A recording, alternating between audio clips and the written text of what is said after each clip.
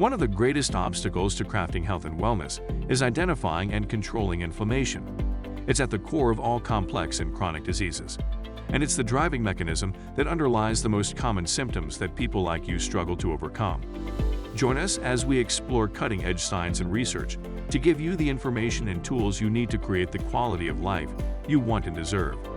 And now, here is the host of Inflammation Nation, Dr. Stephen Noseworthy. Hey there, guys, and welcome back to the Inflammation Nation. So before we get into the second test that I would spend my own money on, which is a saliva test for stress chemistry, commonly called the adrenals, I want to add a few comments about blood lab testing that I didn't get to during our last chat together. And there's a couple of things that you need to know about laboratory data and laboratory interpretation. And that is, first of all, that labs all use their own data to define what is normal. And quite often labs do not agree on what normal should be. But also, whether or not you see a problem in the laboratory data is going to depend on if you're looking for a disease to manage or if you're looking for where you have lost your wellness and how to get that back, because those are two very different ways to look at the same information. So let's tackle the first issue first. When you get your blood drawn and you get a report that shows the test that you ran, the results that you got, which are then compared to a reference range, or what we call the normal range. And part of the problem here is that we tend to think of the word normal as meaning healthy. So if you get your labs back and it's normal, you think, okay, that means I'm healthy. And if it's not, it means I'm not healthy. That would be a mistake for two reasons. And by mistake, I mean equating normal with healthy. First of all, the word normal is being used in a statistical manner. And it literally refers to a statistical average of a set of lab data that's distributed around what is called the normal distribution. And I'm not turning this into a mathematics discussion, but you probably know the normal distribution as what we call the bell curve. And that's the thing that we, without which most of us probably wouldn't have passed high school physics or chemistry, right? You talk about grading on a curve, it's talking about this normal distribution. And to keep it simple, it goes like this. Like, data analysts at the lab take all of their own data for any given test and they calculate the mean or the average value. And then they basically create a graph that shows how all of the different test results compare to that middle value. And some test results will be higher than average, some will be lower than average, some will be closer to the average, and some will be further away from it. And they use something called standard deviations to tell how far any given test result varies from the average. Well, it just turns out that almost all lab tests and their normal ranges are defined as being what's called 2 standard deviations above and 2 standard deviations below the mean. And, from a statistical standpoint, this means that about 98% of all lab tests that are run are going to be called normal, and only about 2.5% of all test results will be called normal. And the numbers might be slightly different than that, but that you guys get the general point. To say it very plainly, normal ranges are very broad and very forgiving so that we don't accidentally diagnose somebody with something that they don't have. And there's an advantage to that. But the downside is that when the normal range is too wide and too forgiving, people who have real issues don't get recognized. They fall through the cracks, and quite often they're told in the medical establishment, well, this is just all in your head, or you're just depressed. In this sense, setting a normal range is a trade-off that tries to balance false positives with false negatives. But if you truly understand laboratory data, you'll know this, that the vast majority of people getting lab tests done are people who already have diagnosed health issues, and they're taking medications that alter their physiology. Again, in this sense, the normal range is a statistic. Let me say this is very important. The normal range on your lab test is a statistical average of sick people who are on medications. And believe me, that is not what you want to use to figure out if you're healthy or if you're not healthy, unless you're looking for a disease to manage or manage better with drugs and surgery. And that brings me to my second point. Laboratory data is laboratory data. But what the laboratory data means to any given doctor really depends on the lens that he or she is looking at the data through.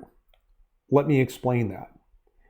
I've already mentioned that looking for disease is one thing while looking for wellness is another.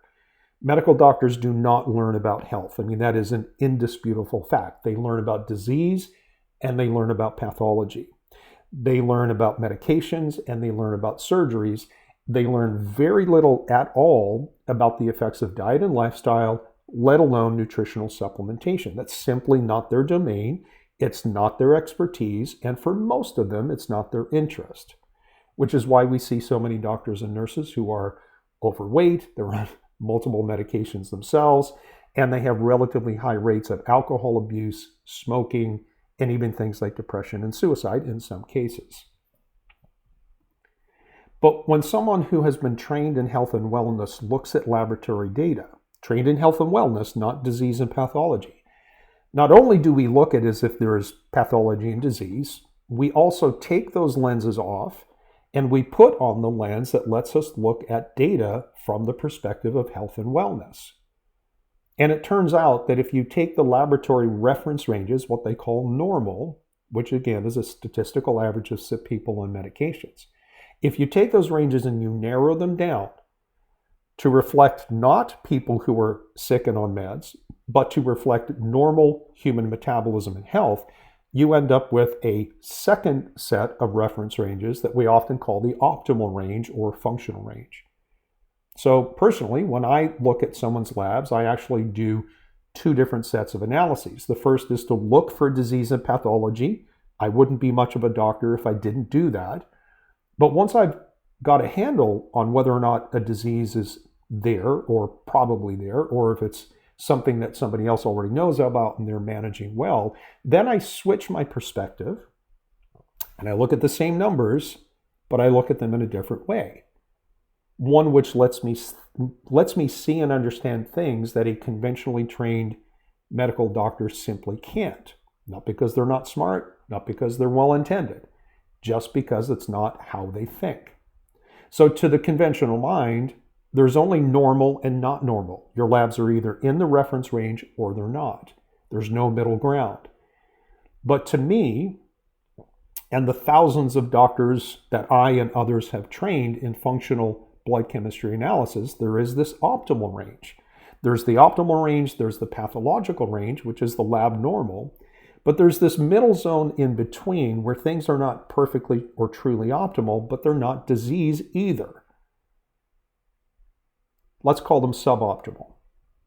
And again, when I do laboratory analysis, I use a color coding scheme to label things that are either green, which would mean that they're optimal, they're red, which means they're outside the laboratory range, or they're yellow, which represents values that are suboptimal and may be associated with things like symptoms and suffering in the absence of a diagnosable disease.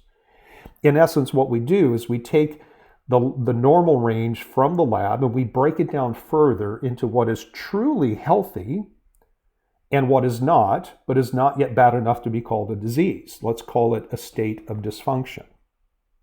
Now, one final word on labs, and we'll talk about saliva testing.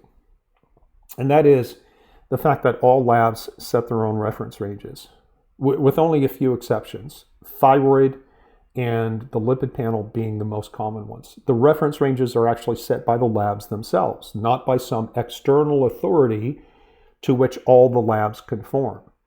And that means it's quite possible to have one lab call a certain result normal when the same numerical value might be called abnormal in a different lab, even in the same lab system, but in a different region of the country. For example, if I were to take someone's blood today and split it into two identical samples and send it to a Quest lab in Florida, and then send the other half of the same blood sample to a Quest lab in, the mountains of Tennessee, I might get two different assessments as to whether or not certain markers are normal, because the labs don't always agree, even within the same national laboratory system.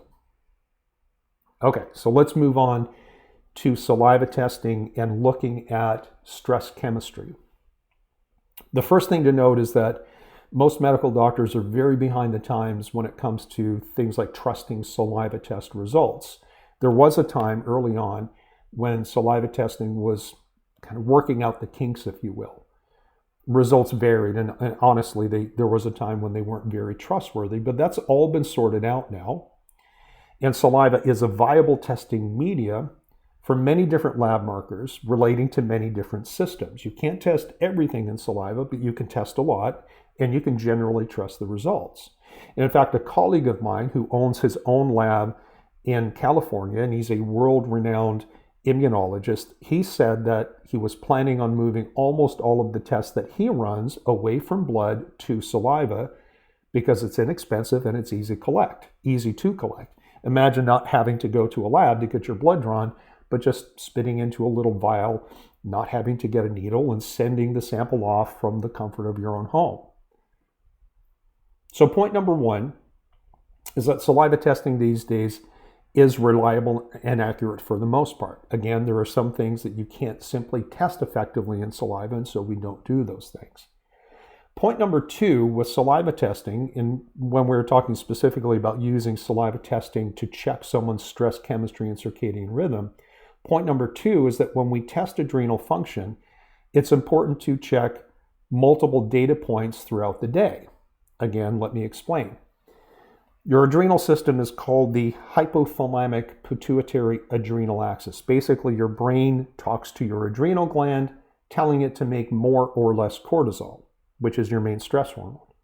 And if the signal coming from the brain is very strong, then your adrenal gland makes more cortisol. If the signal coming from your brain is weaker, then your adrenals make less cortisol.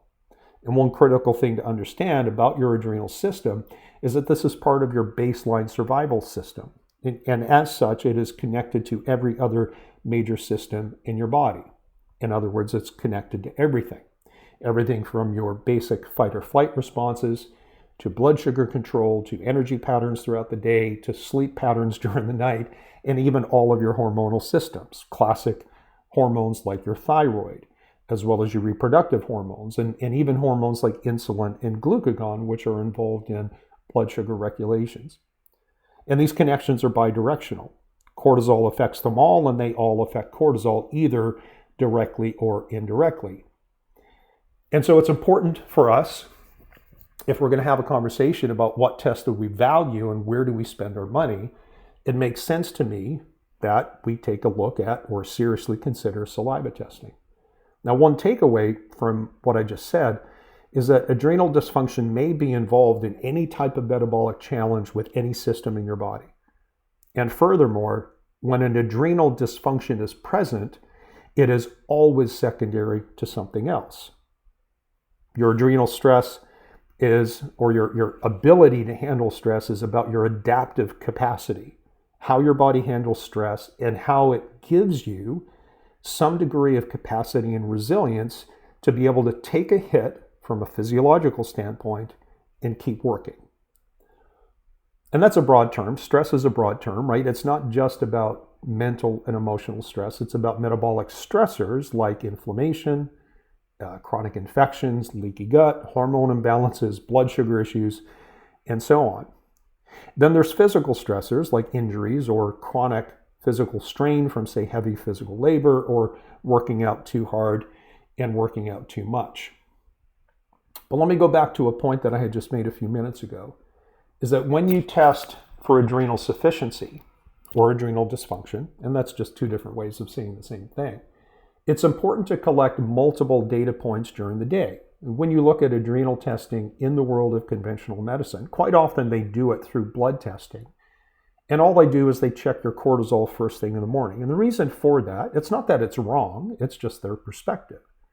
Because when a medical doctor wants to investigate adrenal status, they're doing it to rule in or to rule out either Addison's disease or Cushing's disease, which are medically diagnosable conditions where you're either failing to make enough cortisol to sustain basic functions or you're making too much.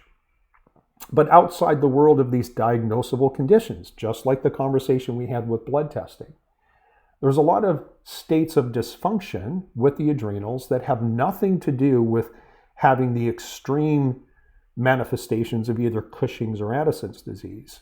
But nevertheless, even though they're not diagnosable diseases, have tremendous impact on your health and your well-being, because remember, everything is connected to the adrenals, and the adrenals are connected to everything else. And we talked about just a brief list of some of the key things that the adrenals or stress chemistry have an impact on.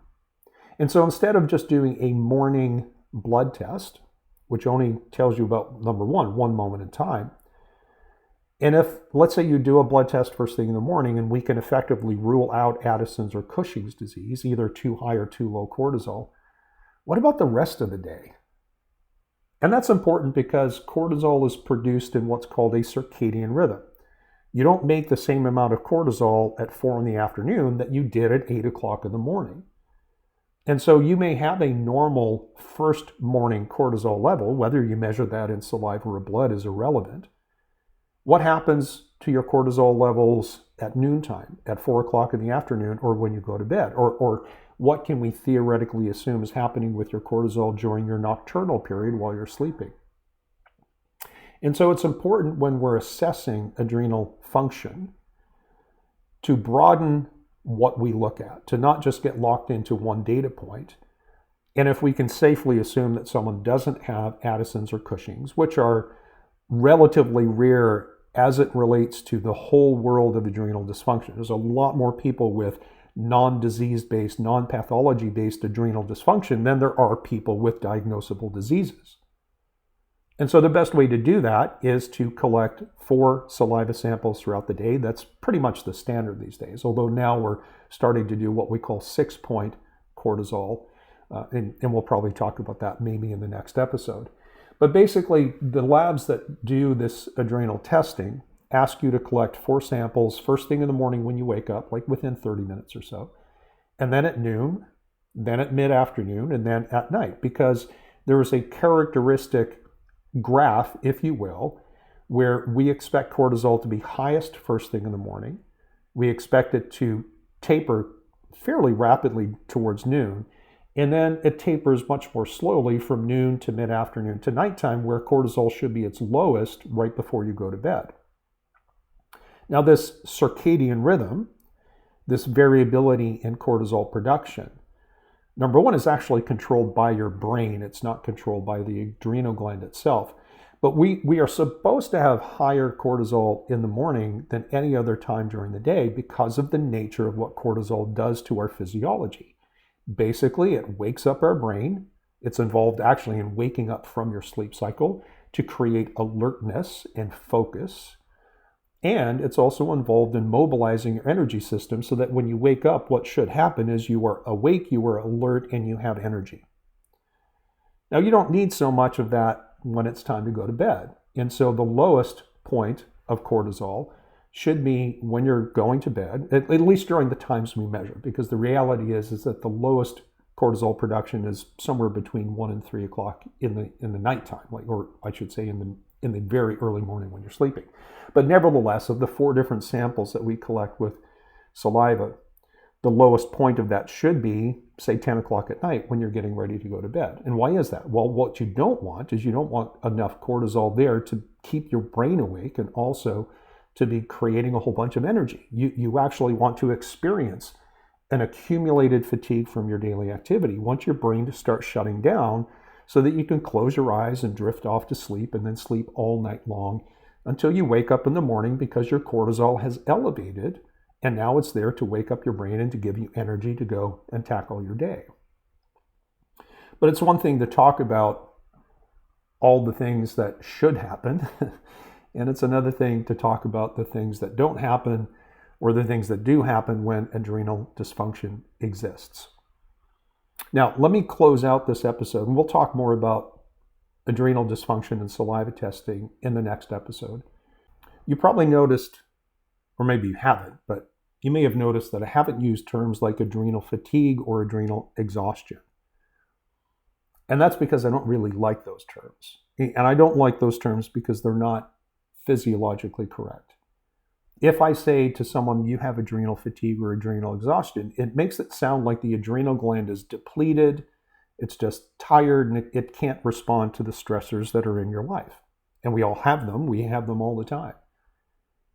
But rather, I'd use terms like adrenal dysfunction or adrenal sufficiency. And that's certainly more of an appropriate term, because assessing your stress chemistry using saliva testing is about making sure that you're making the right amount of cortisol at the right time of the day.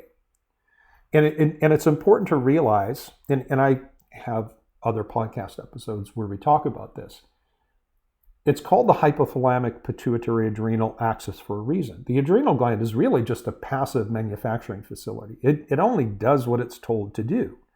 In the absence of something wrong with the gland itself, which would be things like Cushing's disease or Addison's disease, in the absence of those diseases, adrenal dysfunction quite often comes from either too weak or too strong signals coming from the brain, your hypothalamus and your pituitary, or some kind of dysregulated rhythm where you might be making the right type of or the right amount of cortisol at a certain period of time, but you make an inappropriate amount at others. And so we find that there are people, there's different patterns. Let me say it this way.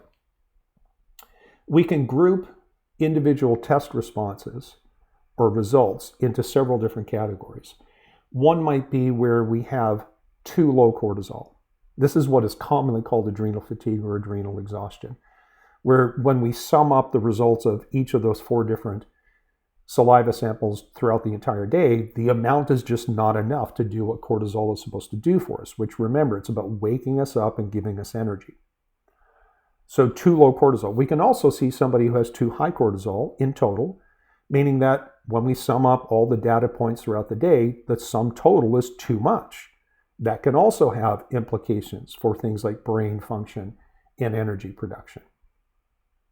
And sleep, by the way, which we may have to tease out as a separate episode.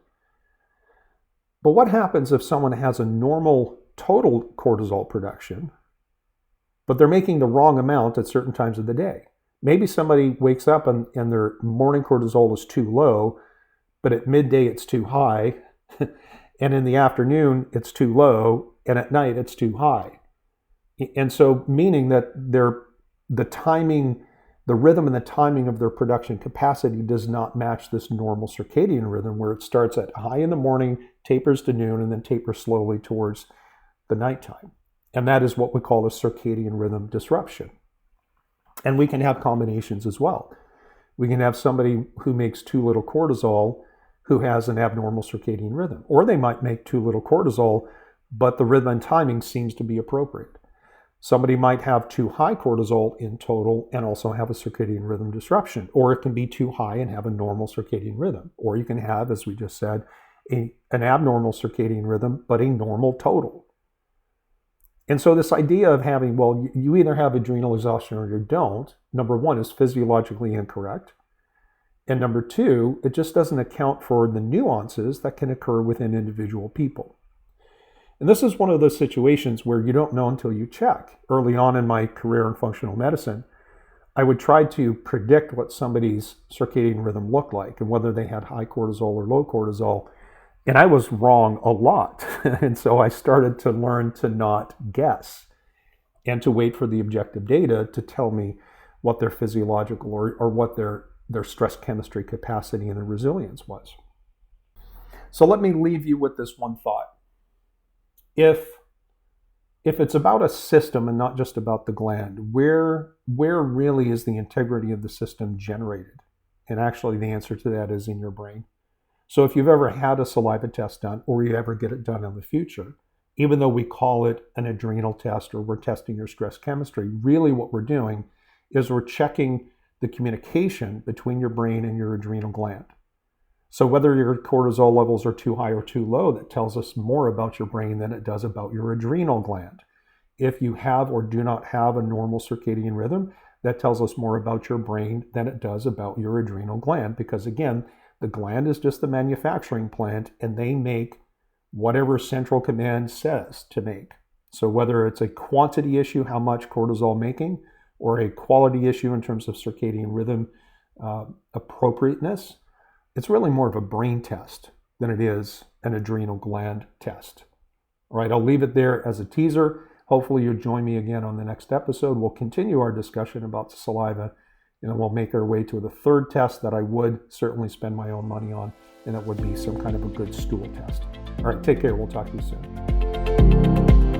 Thank you so much for listening to the Inflammation Nation. If you found this episode valuable, please rate, review, and subscribe to our podcast. Be the first to know when a new episode drops so that you can stay on top of your game. It also helps others like you find the answers they need. And why not head over to my main website, drnoseworthy.com, that's drnoseworthy.com, to explore my personalized functional medicine coaching programs, submit a question to the podcast, maybe take a quiz, or even reach out to me using the contact form that you can find there. We'll see you next time.